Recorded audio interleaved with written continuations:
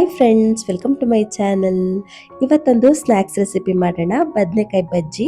ಬದನೆಕಾಯಿ ಅಂದರೆ ಕೆಲವರಿಗೆ ಇಷ್ಟನೇ ಇರಲ್ಲ ಅಲ್ವಾ, ಅಂಥವರು ಕೂಡ ಇದನ್ನು ಇಷ್ಟಪಟ್ಟು ತಿಂತಾರೆ, ಅಷ್ಟು ಚೆನ್ನಾಗಿರುತ್ತೆ. ನಾರ್ಮಲ್ ಬಜ್ಜಿಗಿಂತ ಈ ಥರ ಸ್ಟಫ್ ಮಾಡಿ ಮಾಡ್ಕೊಳ್ಳೋದ್ರಿಂದ ತುಂಬಾ ರುಚಿಯಾಗಿರುತ್ತೆ. ಬನ್ನಿ ಮಾಡೋದು ಹೇಗೆ ಅಂತ ನೋಡೋಣ. ಮೊದಲಿಗೆ ಇದಕ್ಕೆ ನಾವು ಈ ಥರ ಗ್ರೀನ್ ಚಟ್ನಿ ರೆಡಿ ಮಾಡ್ಕೋಬೇಕು ಸ್ಟಫ್ ಮಾಡ್ಕೊಳ್ಳೋದಕ್ಕೆ. ಅದಕ್ಕೋಸ್ಕರ ಒಂದು ಮಿಕ್ಸಿ ಜಾರ್ಗೆ ಒಂದು 6 ಹಸಿಮೆಣಸು ಮತ್ತು 7ರಿಂದ 8 ಬೆಳ್ಳುಳ್ಳಿ ಎಸ್ಲು, ಹಾಗೆಯೇ 1 ಇಂಚು ಶುಂಠಿ ಮತ್ತು ಒಂದು 2 ಕಡ್ಡಿ ಕರಿಬೇವು, ಹಾಗೆಯೇ ಒಂದು ಅರ್ಧ ಹಿಡಿಯಾಗುವಷ್ಟು ಪುದೀನ ಮತ್ತು 1 ಹಿಡಿಯಾಗುವಷ್ಟು ಕೊತ್ತಂಬರಿ ಸೊಪ್ಪು ಹಾಕ್ಕೊಳ್ತಾ ಇದ್ದೀನಿ. ಪುದೀನ ಬೇಕಿದ್ರೆ ಸ್ವಲ್ಪ ಕಮ್ಮಿ ಕೂಡ ಸೇರಿಸ್ಕೋಬೋದು. ಮತ್ತೆ ಇದಕ್ಕೆ ಸ್ವಲ್ಪ ನಿಂಬೆ ರಸ ಕೂಡ ಸೇರಿಸ್ಕೋಬೇಕು. ಒಂದು ಅರ್ಧ ಟೀ ಸ್ಪೂನ್ ಸೇರಿಸ್ಕೊಂಡ್ರೆ ಸಾಕು, ಜಾಸ್ತಿ ಬೇಡ. ಹಾಗೆಯೇ ಇದಕ್ಕೆ ಲಾಸ್ಟಲ್ಲಿ ಚೂರು ನೀರು ಸೇರಿಸ್ಕೊಂಡು ಇದನ್ನು ರುಬ್ಕೊಳ್ತೀನಿ.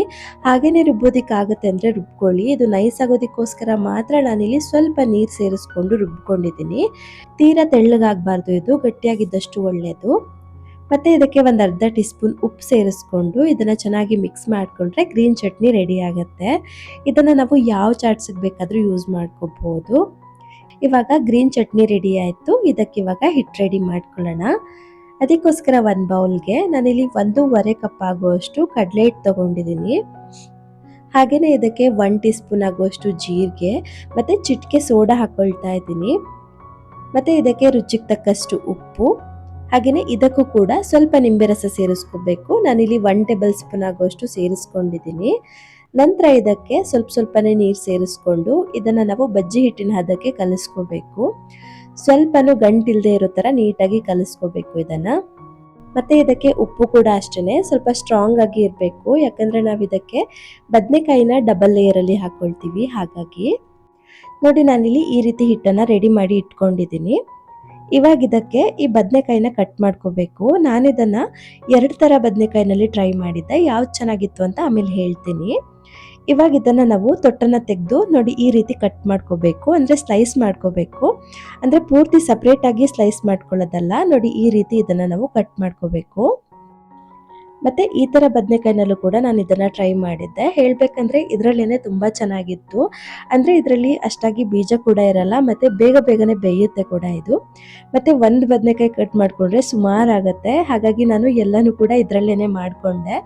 ಅದು ಕೂಡ ಚೆನ್ನಾಗಿರುತ್ತೆ, ಆದರೆ ಅದರಲ್ಲಿ ಸ್ವಲ್ಪ ಬೀಜ ಜಾಸ್ತಿ ಇರುತ್ತೆ ಮತ್ತು ಬೇಯೋದಕ್ಕೂ ಕೂಡ ಸ್ವಲ್ಪ ಜಾಸ್ತಿ ಟೈಮ್ ಬೇಕು ಅದಕ್ಕೆ. ಮತ್ತು ಇದನ್ನು ಕಟ್ ಮಾಡಿಕೊಂಡು ನೀರಲ್ಲೆಲ್ಲ ಹಾಕಿಡ್ಬೇಕಂತ ಇಲ್ಲ. ಈ ಥರ ಕಟ್ ಮಾಡ್ಕೊಳ್ತಾ ನಾವು ಇದನ್ನು ಬೇಗನೆ ಫ್ರೈ ಮಾಡ್ಕೊಂಡು ಬಿಡ್ಬೋದು. ನೋಡಿ, ಈ ಥರ ಸುಮಾರು ಈ ಥರ ಸ್ಲೈಸ್ ಮಾಡಿ ರೆಡಿ ಮಾಡಿ ಇಟ್ಕೊಂಡಿದ್ದೀನಿ. ಎಲ್ಲನೂ ಕಟ್ ಮಾಡ್ಕೊಂಡಿಲ್ಲ, ಕಪ್ಪಾಗುತ್ತೆ ಅಂತ. ಇವಾಗ ಇದಕ್ಕೆ ನಾವು ಮಾಡಿಟ್ಕೊಂಡಿರೋ ಗ್ರೀನ್ ಚಟ್ನಿನ ಇದಕ್ಕೆ ಹಚ್ಕೋಬೇಕು. ಒಂದೊಂದಾಗಿ ಈ ಥರ ಸ್ಲೈಸ್ ತೊಗೊಂಡು ಇದಕ್ಕೆ ಸ್ವಲ್ಪ ಈ ಥರ ಗ್ರೀನ್ ಚಟ್ನಿ ಹಾಕಿ ಇದನ್ನು ನಾವು ನೀಟಾಗಿ ಸ್ಪ್ರೆಡ್ ಮಾಡ್ಕೋಬೇಕು. ಒಂದು ಲೇಯರ್ಗೆ ಈ ಥರ ಸ್ಪ್ರೆಡ್ ಮಾಡಿಕೊಂಡ್ರೆ ಸಾಕು. ಸ್ವಲ್ಪ ಜಾಸ್ತಿನೇ ಹಾಕ್ಕೊಳ್ಳಿ, ಚೆನ್ನಾಗಿರುತ್ತೆ. ಮತ್ತು ಇದಕ್ಕೆ ನಾವು ಗ್ರೀನ್ ಚಟ್ನಿನ ಆದಷ್ಟು ಗಟ್ಟಿಯಾಗಿ ರೆಡಿ ಮಾಡ್ಕೋಬೇಕು. ಅಂದರೆ ತೀರಾ ತೆಳ್ಳಗಾಗ್ಬಿಟ್ರೆ ಈ ಥರ ಬದನೆಕಾಯಿಗೆ ನೀಟಾಗಿ ಹಿಡ್ಕೊಳ್ಳೋದು ಇಲ್ಲ. ಮತ್ತು ನಾವು ಎಣ್ಣೆಗೆ ಹಾಕಿದಾಗ ನೀರು ಬಿಟ್ಕೊಂಡು ಎಣ್ಣೆ ಸಿಡಿಯುತ್ತೆ. ಹಾಗಾಗಿ ಆದಷ್ಟು ಗಟ್ಟಿಯಾಗಿ ರೆಡಿ ಮಾಡ್ಕೋಬೇಕು. ಇವಾಗ ಇದನ್ನು ನಾವು ಮಾಡಿಟ್ಕೊಂಡಿರೋ ಕಡಲೆ ಹಿಟ್ಟಲ್ಲಿ ಈ ಥರ ಡಿಪ್ ಮಾಡಿಕೊಂಡು ಇದನ್ನು ಕಾದೆಣ್ಣೆಲಿ ಹಾಕಿ ಕರೆದ್ರೆ ಆಯಿತು. ನಾನಿಲ್ಲಿ ಎಣ್ಣೆನೂ ಕೂಡ ಕಾಯೋದಕ್ಕೆ ಇಟ್ಕೊಂಡಿದ್ದೆ. ಎಣ್ಣೆ ಚೆನ್ನಾಗಿ ಕಾದ್ಮೇಲೆ ಇದನ್ನು ಹಾಕಿ ನಾವು ಇದನ್ನು 2 ಸೈಡು ಗೋಲ್ಡನ್ ಬ್ರೌನ್ ಬರೋವರೆಗೂ ಕರಿಬೇಕಾಗತ್ತೆ. ಮತ್ತು ಇದನ್ನು ನಾವು ಮೀಡಿಯಂ ಫ್ಲೇಮಲ್ಲೇ ಕರಿಬೇಕಾಗತ್ತೆ, ಇಲ್ಲಾಂತಂದರೆ ಆ ಬದನೆಕಾಯಿ ಚೆನ್ನಾಗಿ ಬೇಯಲ್ಲ. ಅಂದರೆ ಇದಕ್ಕೆ ನಾವು ಡಬಲ್ ಲೇಯರಲ್ಲಿ ಬದನೆಕಾಯಿ ಹಾಕಿರ್ತೀವಿ ಅಲ್ವಾ, ಹಾಗಾಗಿ ಚೆನ್ನಾಗಿ ಬೇಯಬೇಕು ಅದು, ಇಲ್ಲಾಂದರೆ ಅಷ್ಟು ಚೆನ್ನಾಗಾಗಲ್ಲ. ನೋಡಿ, ಈ ಥರ ಹೊಂಬಣ್ಣ ಬರೋವರೆಗೂ ಇದನ್ನು ಕರೆದು ತೆಗೆದ್ರೆ ಆಯಿತು. ತುಂಬಾ ರುಚಿಯಾಗಿರುತ್ತೆ. ನಾವು ಬರೀ ಬದನೆಕಾಯಿ ಬಜ್ಜಿ ಮಾಡ್ಕೊಳ್ಳೋದಕ್ಕಿಂತ ಈ ಥರ ಚಟ್ನಿ ಹಾಕಿ ಮಾಡಿಕೊಂಡ್ರೆ ತುಂಬಾ ರುಚಿಯಾಗಿರುತ್ತೆ. ಜೊತೆಗೆ ಟೀನೋ ಕಾಫಿನೋ ಇದ್ರಂತೂ ಸಖತ್ತಾಗಿರುತ್ತೆ ಮಾತ್ರ, ಬಿಸಿಯಾಗಿ ತಿನ್ನೋದಕ್ಕೆ.